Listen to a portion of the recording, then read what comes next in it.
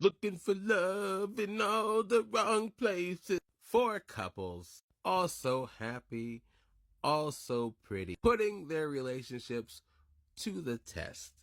Can they be tempted?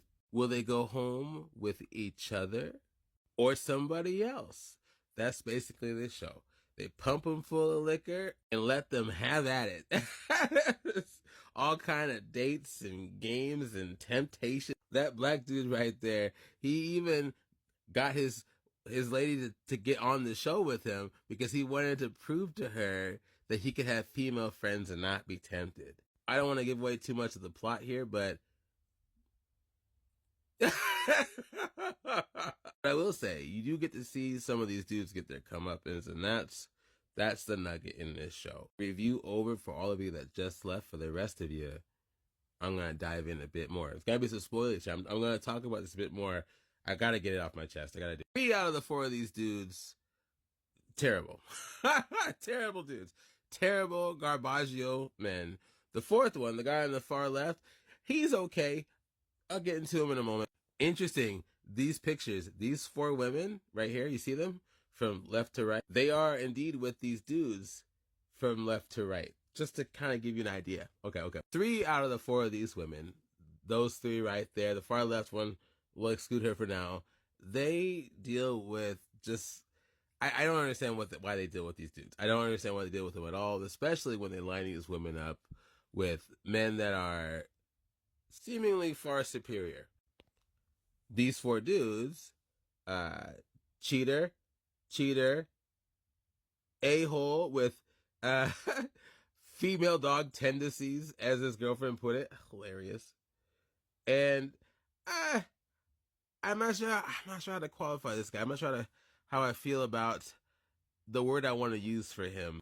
Out of place, I'll say, compared to these other dudes, definitely out of place. He tries to reach their levels, sort of, but it's not him. That's not who he is. This is why I don't actually like this show. I didn't want to watch it at first because I thought it was going to be drivel, right?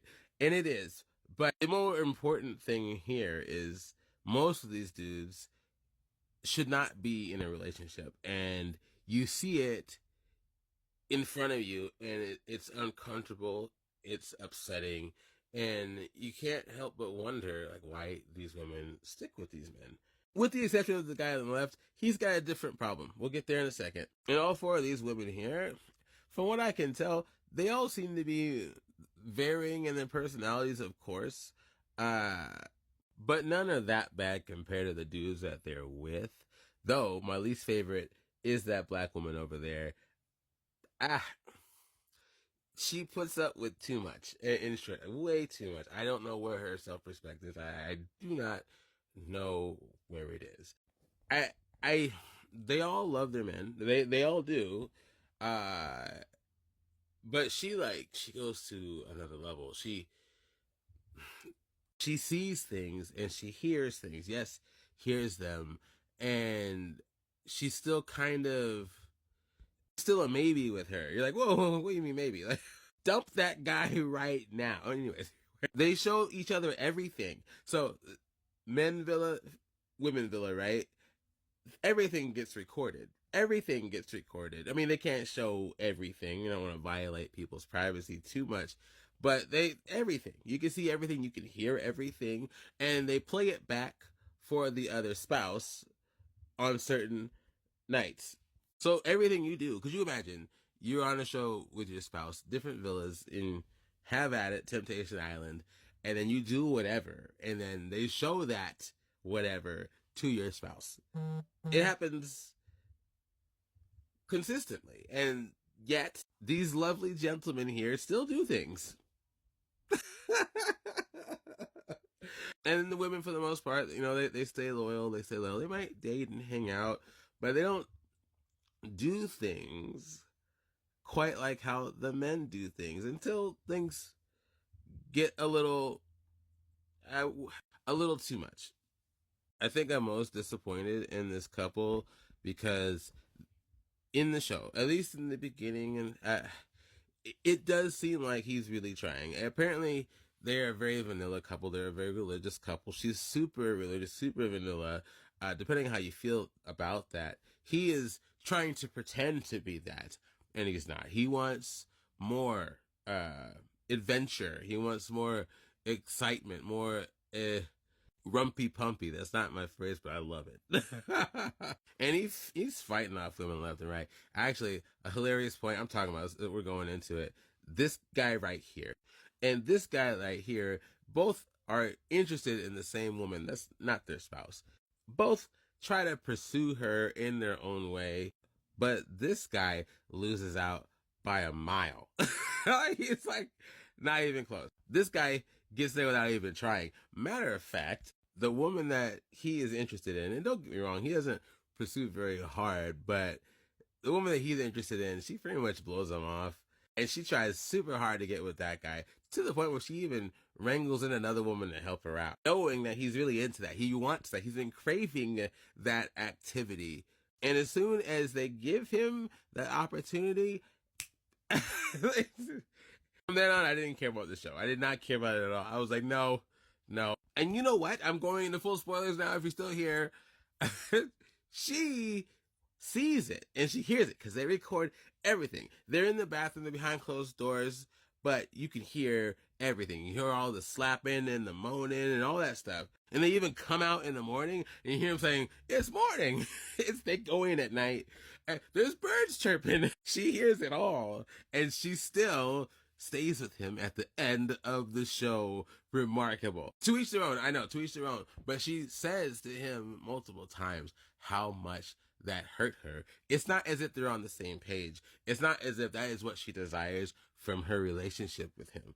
He does the one thing that she was deathly afraid of. There's actually a scene there where she's huddled in bed and she's crying and she's upset because there's an event going on that without ruining too much there, that indicates when another person from a couple is entering into a naughty tent, but they don't tell you who it is. So she's freaking out that it's him.